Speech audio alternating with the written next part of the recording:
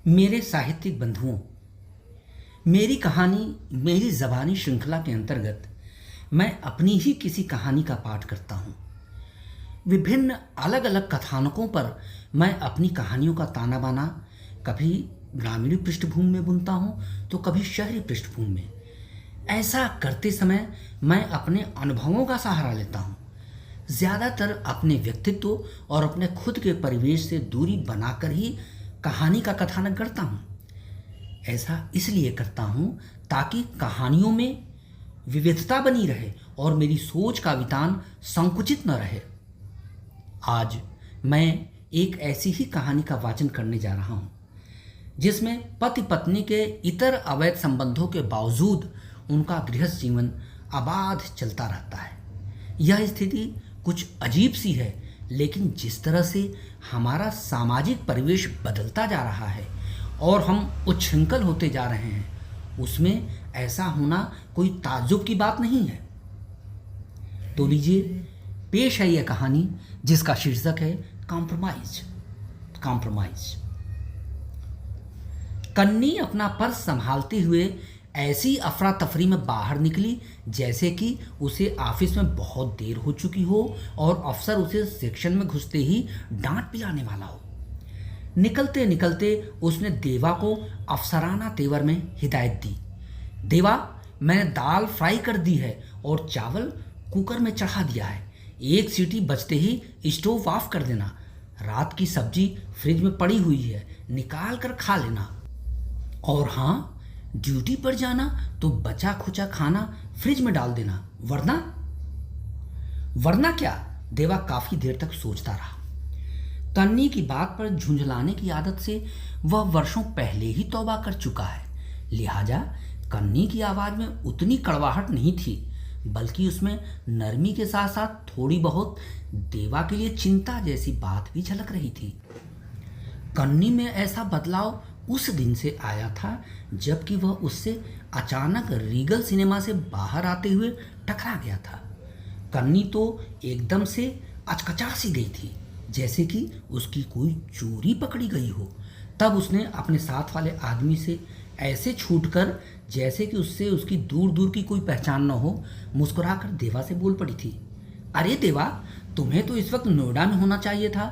तुम्ही ने तो कहा था कि साल के इस क्लोजिंग मंथ में तुम्हें मुझसे टेलीफोन पर बात करने तक की फुर्सत नहीं है, फिर यहाँ कैसे? कन्नी आदतन अपने दोष पर पर्दा डालने के लिए उसके ऊपर बुरी तरह बरस पड़ती रही है ताकि देवा का दोषारोपण करने का मनोबल टूट जाए। उस वक्त भी देवा ने उससे कुछ पूछने का बवाल मोल नहीं लिया, जबकि उसने उसे एक आदमी के साथ सिनेमा हॉल से बाहर आते हुए अच्छी तरह देख लिया था और उसकी थकी मांदी आंखों ने यह साफ बता दिया था कि वह 3 घंटे की फिल्म देखकर अभी अभी फारिग हुई है। बहरहाल देवा वहां अपनी कंपनी के काम से अचानक आने की वजह बताते हुए तत्काल नोएडा की ओर निकल पड़ा। उसने जाते जाते अपनी कार में से झांक कर देखा कि उस आदमी ने फिर कन्नी के साथ कदम दर कदम चलते हुए उसे अपनी बाइक पर पीछे बैठाया था और गोल मार्केट की ओर रुख कर लिया था। देवा समझ गया कि अब वे दोनों किसी रेस्टोरेंट में गए होंगे और वहां से शाम होने तक किसी पार्क वगैरह में। अपने संदेह को सत्यापित करने के लिए देवा ने अपने चैम्बर में घुसते ही कन्नी के सेक्शन में टेलीफोन पर पूछकर पता कर लिया था कि उस दिन वह सीएल की छुट्टी पर थी। उस शाम देवा कुछ पहले ही ऑफिस से वापस आकर रसोई में घुसकर काम में जुट गया था। उसने ड्राइंग रूम में टेबल पर रखी कन्नी की तस्वीर को इतनी घृणा से देखा कि जैसे वो उस पर थूक देगा, पर उसने उसकी तस्वीर को पलट कर ही अपनी नफरत का इजहार किया। उसके मन में कन्नी को कल की तरह उसके आने से पहले ही कोई सरप्राइज देने की इच्छा नहीं थी। दरअसल वह ऑफिस से लौटते समय आधा किलो मीट लेता आया था, क्योंकि दोपहर को जो कुछ उसने देखा था उससे होने वाले अंतर्द्वंद के चलते उसका मन बड़ा उचाट सा हो रहा था। जबान भी फीकी फीकी सी लग रही थी, जैसे कि किसी बीमारी से ठीक होने के तुरंत बाद लगता है। वह बेशक कन्नी के आने से पहले अपना मूड बना लेना चाहता था, इसलिए उसने पर्याप्त मात्रा में लहसुन, अदरक और प्याज पीसकर मीट में मसाला मिलाकर उसे पहले कुकर में पका लिया। फिर प्याज का तड़का लगाकर मीट को अच्छी तरह भून लिया। भूनते वक्त उसने उसमें काफ़ी मात्रा में भुनी हुई डेंगी मिर्च डाली। थोड़ी देर तक पकाने के बाद मीट का शोरबा एकदम सुर्ख लाल हो गया। उसने एक बड़ी सी कटोरी में मीट और शोरबा निकाला और सुबह कन्नी द्वारा छोड़ी गई बासी रोटियां खूब छककर खाई। उसके बाद जैसे ही उसने रम का एक पैक गले के नीचे उतारा, दरवाजे पर कन्नी का दस्तक हुआ।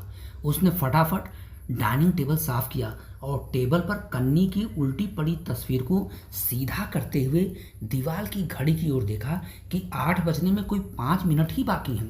उसके बाद उसने ऐसे अलसाते हुए और आंख मलते हुए कुछ मिनट बाद दरवाजा खोला, जैसे कि वह बेडरूम में से आराम फरमाने के बाद अभी अभी निकल कर आ रहा हो। कन्नी ने घुसते ही नाक सुड़कते हुए ड्राइंग रूम से अटैच्ड रसोई में झांक कर जायजा लिया और होठ को जबरदस्ती कानों तक फैलाते हुए यह जाहिर किया कि मैं बेहद खुश हूं कि तुमने पहले ही रसोई का काम निपटा दिया है। बेशक उसे गंध से आहट मिल गई थी कि देवा ने उसके आने से पहले ही मीट तैयार कर रखा है। जब कन्नी अपना जीन्स पैंट उतारकर उसे हैंगर पर टांग रही थी तो देवा ने कनखियों से उसके हुलिये का जायजा लिया। उसके बाद वह खिड़कियों से झांकने लगा। बिजली गुल होने के कारण दूर दूर तक कुछ भी नजर नहीं आ रहा था। फिर भी बहुत दूर झिलमिलाती चुनिंदा रोशनियों पर वह अपनी नजर गड़ाने की असफल कोशिश कर रहा था। तभी कन्नी ने पीछे से उसे दोनों बाहों से जकड़कर अपनी नाक उसके पीठ में धंसा दी। देवा, यू आर ग्रेट। मुझे भी आज अपना टेस्ट कुछ बिगड़ा बिगड़ा सा लग रहा है। Really I have been upset since the afternoon. तुमने मीट तैयार कर मेरा मिजाज ही ठीक कर दिया। Thanks a lot. उसने बेडरूम में आकर कुछ पल तक बेड पर आराम फरमाया। देवा को उसका अधनंगा बदन देखकर बड़ी जुगुप्सा सी हो रही थी। वह न चाहकर भी उसके बदन पर बार बार अपनी नजरें पता नहीं क्यों गड़ा दे रहा था। उस पर उसका मन कर रहा था कि वह उसे जोर से झिड़क दे। कन्नी, तुम अपना यह जिस्म ढक लो। मुझे तुम्हारी पूरी बॉडी से बैड स्मेल आ रही है। मेरे पास दोबारा आने से पहले या तो नहा लेना या कोई परफ्यूम स्प्रे कर लेना। पर वह वहीं खिड़की के सामने खड़े खड़े शहर की चौंधियाहट में खोने की कोशिश कर रहा था, क्योंकि अभी अभी बिजली आई थी और सड़कों पर शोरगुल बढ़ने लगा था। लेकिन अभी तक उसमें चेतना का संचार नहीं हुआ था। तब तक कन्नी अपने अंडरगारमेंट्स बेड पर फेंक कर बाथरूम में घुस चुकी थी। देवा खिड़की से हटकर बेड पर बैठ गया। वह कुछ पल तक उसके अंडरगारमेंट्स टटोलता रहा। फिर एक बैग वहां से उठकर किचन में चला गया। उसने फटाफट 10-12 चपातियां सेंकी और कन्नी के बाथरूम से वापस आने से पहले वह फिर खिड़की के सामने आकर खड़ा हो गया। उसे तब तक यह एहसास नहीं हुआ कि कन्नी उसके पीठ पीछे डाइनिंग टेबल पर खाना लगा चुकी है, जब तक कि उसने दोबारा उसे उसी तरह आलिंगनबद्ध करते हुए नहीं कहा, शुक्रिया चपातियां बनाने के लिए। बहरहाल मैं अपनी कैंटीन से चिकन कटलेट और कुछ फ्राई फिश भी ले आई थी। चलो उसे फ्रिज में डाल देते हैं, कल ऑफिस जाने से पहले खा लेंगे बतौर ब्रेकफास्ट। पहली बार देवा ने फीकी मुस्कान से चेहरे की झुर्रियों को समेटा।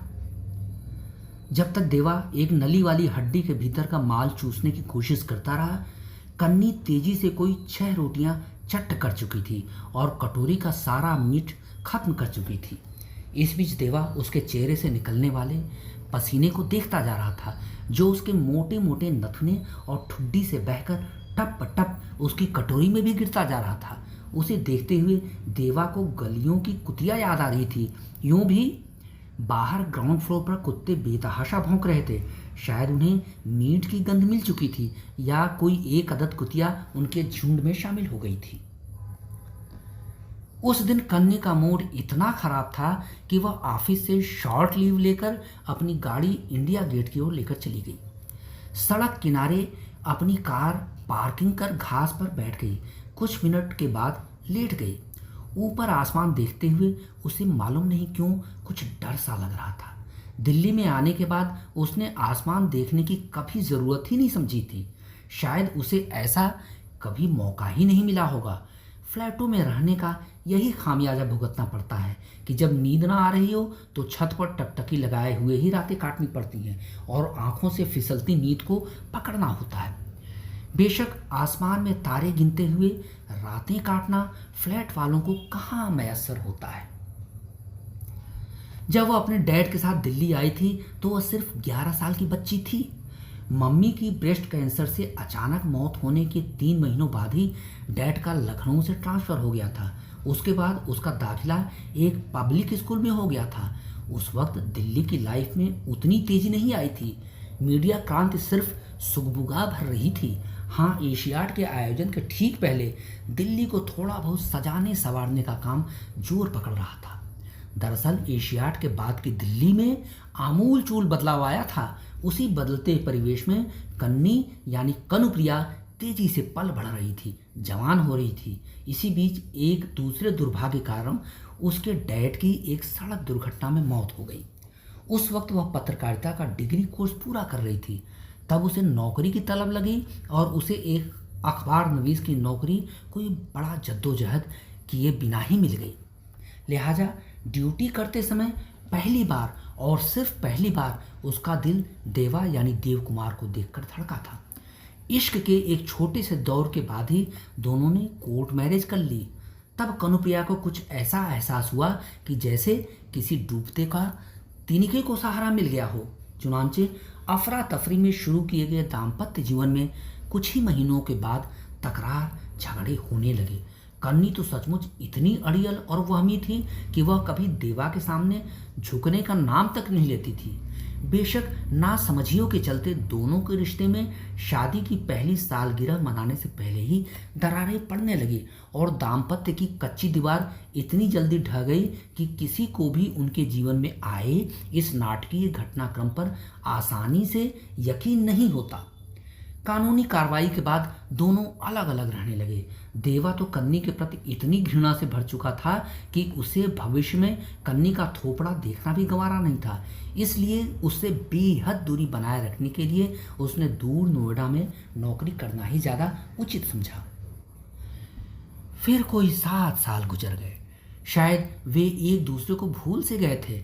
नफरत की बाढ़ उनके बीच इस कदर उमड़ रही थी कि किसी ने भी किसी का चेहरा तक देखना मुनासिब नहीं समझा। दोस्तों के बीच बैठकर इस बाबत कोई चर्चा भी नहीं की। फिर अचानक एक अप्रत्याशित सा मोड़ उनके जीवन में आया। इतने सालों बाद उनकी मुलाकात एक रेस्तरां में ऐसे हुई जैसे कि वे इतने बरसों से एक दूसरे से कतराते हुए उस दिन जानबूझकर मिले हों, या यूं कहिए कि किस्मत में उनके लिए कुछ ऐसा ही होना बता था।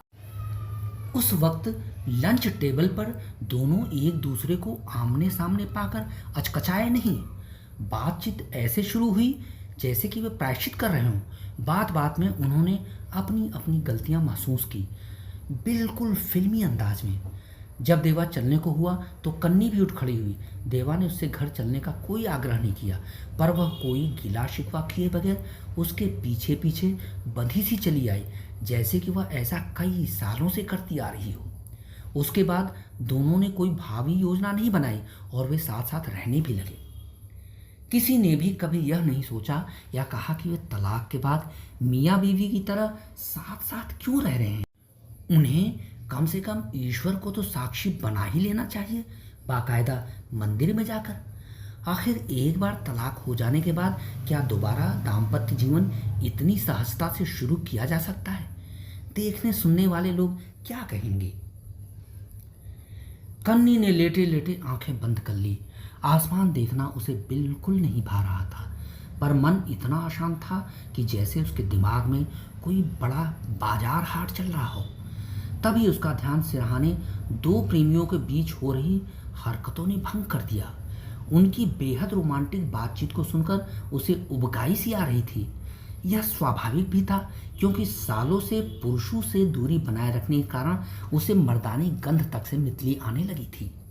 इसके बावजूद वह पिछले माह के अंतिम रविवार को देवा के साथ उसके घर आकर खुद ही रहने लगी थी। तब उसने कोई गिला शिकवा किए बिना ही उसके साथ सभी तरह के संबंध बना लिए।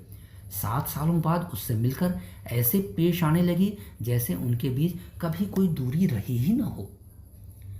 सिरहाने उत्तेजित प्रेमियों ने उसके मन को और भी उद्वेलित बना दिया था। पता नहीं उसका कौतूहल क्यों बढ़ता जा रहा था। वह हड़बड़ाकर उठ बैठी और एक झटके से सिर घुमाकर उनकी गतिविधियों का जायजा लेने लगी। लेकिन उसके तो होश ही उड़ गए। उन प्रेमियों में पुरुष पात्र कोई और नहीं बल्कि खुद देवा था। उसने अपनी शुभा को मिटाने के लिए कई बार अपनी आंखें मल मल कर उसे देखा और अपने यकीन को पुख्ता किया। वह राग रोमांस में इतना तल्लीन था कि उसे आसपास की कोई खबर ही नहीं थी। कन्नी बिल्कुल उसके पास जाकर खड़ी हो गई, पर वह तो एक ऐसी दुनिया में मशगूल था कि जहां होश में रहना किसे कबूल होता है। कन्नी के जी में आया कि वह उसे उसकी लौंडिया से अलग खींचकर उसके मुंह पर कई तमाचे रसीद कर दे। वह आवेश में आगे बढ़ी भी, पर कुछ सोचकर रुक गई। शायद यह कि उसका क्या हक बनता है। तलाकनामा तो उनके बीच 7 सालों से लागू है। वह किंग कर्तव्य विमूढ़ सी कुछ देर तक उन दोनों की प्रेम पचीसी देखती रही, फिर उल्टे पैर वापस अपनी कार में जा बैठी और कार घर्र से स्टार्ट कर धूल उड़ाते हुए ओझल हो गई। कन्नी कभी पहले इतने गुस्से में नहीं रही। उसने ड्राइंग रूम में घुसते ही टेबल पर सुबह के जूठे पड़े कप प्लेटों को जमीन पर गिरा दिया। देवा की लुंगी को खूंटी से खींचकर अंगुलियों और दांतों से फाड़ छींच दिया। टीवी के ऊपर बेतरतीब रखे उसके चश्मे, कीरिंग, कलम, डायरी, अंगूठी वगैरह को हाथ मारकर जमीन पर बिखेर दिया। उसके जूते पर इतनी तेज लात मारी कि वो पंखे के डैने में फंसकर लटक गया। इस तरह जब वह फिजूल का गुस्सा करते करते थक गई तो वह औंधे मुंह बैठ गई। कोई 10 मिनट बाद उसने टीवी स्टार्ट किया और अलमारी से कोई एल्बम निकालकर फोटो देखने लगी, जैसे कि वह किन्हीं दस्तावेजों का अध्ययन कर रही हो। कोई 1 घंटे बाद जब देवा ने दरवाजा खटखटाया तो उसने कोई देर किए बिना सांकल नीचे गिराया। देवा अंदर सीधे बेडरूम तक चला गया। जमीन पर पड़े सामानों को कुचलते हुए हाथ में जो भारी भरकम पॉलीथीन था उसे उसने अंदर जाते समय डाइनिंग टेबल पर रख दिया। कन्नी उसके पीछे पीछे चली आई। उसका मन कर रहा था कि वह उसकी पीठ पर एक बड़े हथौड़े से वार करके उसका काम तमाम कर दे। तभी अचानक देवा ने पीछे मुड़कर उसे अपने आगोश में बुरी तरह जकड़ लिया। कन्नी को उसके बदन से एक अजीब सी औरताना गंध आ रही थी। उसने अपनी कुहनियाँ उसके पेट में धंसाते हुए खुद को आज़ाद किया और बेडरूम की ओर भागते हुए बड़बड़ाने लगी। I don't like you, you are a bloody sexy dog which can't create fidelity. उस वक्त देवा अजीब से संवेग में था। शायद उसे कन्नी का एक भी लफ्ज़ साफ सुनाई नहीं दे रहा था। वो दोबारा कन्नी की ओर ऐसे झपटा जैसे कि हफ्तों से भूखे शेर की मात के पास कोई जानवर भटक कर आ गया हो। इस बार वह उसे जबरन बेड पर लिटाने में सफल हो गया। कन्नी ने खुद को आज़ाद करने के लिए बड़ा संघर्ष किया। चिल्लाई, चीखी, गुर्राई, यहाँ तक कि हाथ पैर भी बेतहाशा चलाए, यह परवाह किए बिना कि इससे देवा को कोई बड़ी चोट भी आ सकती है। पर आखिरकार वह निढाल हो गई। बेड से उठने के बाद देवा बाथरूम में घुस गया और कन्नी फिर टीवी के सामने बैठ गई। वह एक विदेशी चैनल पर चल रही ब्लू फिल्म को मुंह बिचका बिचका कर देखने लगी। देवा बाथरूम से निकलकर डाइनिंग चेयर पर बैठ गया। कन्नी इस बात पर बार बार गुस्सा खा रही थी कि आखिर देवा ने उसे पॉलिथीन में लाई हुई चीज़ अभी तक दिखाई क्यों नहीं। वह एक बैग उसके सामने आई और टेबल पर रखी हुई पॉलिथीन का सामान टटोलने लगी। तब तक देवा तौलिए से हाथ पोंछते हुए उसके बगल वाली कुर्सी पर बैठ चुका। उसने पॉलीथीन से एक नया लेडीज सूट निकालते हुए उसकी ओर बढ़ाया। Happy birthday to you. Kanni एक बच्चे की तरह जाग उठी। How surprising, today is my birthday, I had actually forgotten, thanks for reminding me and also for this gift. फिर अचानक वह सुबकने लगी। During the last 6 years there was nobody to wish me on my birthday. Deva उसकी पीठ पर हाथ फेरते हुए भावुक हो उठा और एक बैग उठ खड़ा हुआ। कन्नी डार्लिंग, चलो किसी रेस्तरां में तुम्हारा बर्थडे सेलिब्रेट करते हैं। कन्नी ने देवा की गुजारिश पर कोई शिकवा गिला नहीं किया। वो झटपट देवा द्वारा लाए गए नए सूट को पहन उसके साथ चलती बनी। रेस्तरां से लगभग 12 बजे के बाद लौटकर दोनों नशे में बातें करते रहे। दोनों ने गत 7 सालों के दौरान अपने अपने इतर प्रेम संबंधों को स्वीकार किया। देवा ने फिलहाल पद्मा के साथ अपने चक्कर का ब्यौरा दिल खोल कर दिया। कन्नी की समझ में आ गया कि जिस स्टूडेंट को देवा ऑफिस से लौटते हुए कहीं रुककर ट्यूशन पढ़ाता है वही पद्मा है। हाँ, उस दिन इंडिया गेट पर वह उसी पद्मा के साथ इन्वॉल्व रहा होगा। कॉन्फेशंस के उन लम्हों में कन्नी बेहद जज्बाती हो चुकी थी। उसने करण के साथ अपने अटूट संबंधों की गूढ़ता का वर्णन इतनी मासूमियत से किया कि देवा के मन में उसके प्रति कोई रोष या विद्वेष पैदा ही नहीं हुआ। बजाय इसके उसने उसे तसल्ली देते हुए कहा, मैं करण को इस बात के लिए धन्यवाद दूंगा कि उसने तुम्हारे कष्ट और दुर्भाग्य के दौरान तुम्हें संभाले रखा। उसने तुम्हें टूटने से बचाया, वरना क्या हो जाता, बड़ा गड़बड़ हो जाता।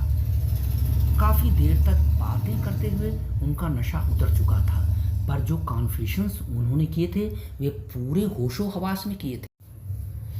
उस दिन जब वे अपने दाम्पत्य संबंधों का आगाज दोबारा करने के लिए मंदिर में भगवान को साक्षी बना रहे थे, तो वहां गवाह के रूप में देवा की ओर से उसकी स्टूडेंट पद्मा और कन्नी की ओर से उसका दोस्त करण मौजूद थे। देवा और कन्नी ने दोनों की ढेरों बधाइयां कबूल की। किसी में भी कोई मलाल नजर नहीं आया, कोई शिकायत नहीं की। उसके बाद से कन्नी और देवा साथ साथ रह रहे हैं, लेकिन वे एक दूसरे की गतिविधियों पर हमेशा नजर रखने से बाज भी नहीं आते। कन्नी ने कई बार देवा को पार्कों में पद्मा के साथ आलिंगनबद्ध पाया। देवा ने भी कन्नी को करण के साथ पिक्चर हॉलों से बाहर निकलकर कनॉट प्लेस में बाह डाल घूमते हुए देखा। पर न तो कन्नी ने घर लौटकर देवा की कभी लुंगी फाड़ी और उसके सामान वगैरह बिखेरे, न ही देवा ने कभी अपनी जुबान फीकी और मन उचाट पाने के बाद मूड ठीक करने के लिए मीट या चिकन पकाया। ऐसे मूड में वे एक दूसरे के प्रति आक्रोश प्रकट करने के बजाय आपस में बड़े प्यार से मिलते हैं। आखिर वे कोई एतराज क्यों नहीं करते? लिहाजा उनकी जिंदगी में ताक झांक करके और उनके संबंधों का खुलासा करके मुझे कभी कभी बड़ा पछतावा होता है। दोस्तों, इसे हम भले ही एक बोल्ड कहानी कहें, इसमें स्त्री पुरुष के बीच रिश्तों को जिस तरह से रूपायित किया गया है उसमें तनिक भी शंका शुबहा नहीं है। इसे हम पाश्चात्य प्रभाव कहें या समाज में खुलेपन का बढ़ता जोर। लिहाजा हमारी भावी पीढ़ियां ऐसी ही जिंदगी जीने के लिए अभिशप्त होगी। आपकी क्या राय है? धन्यवाद।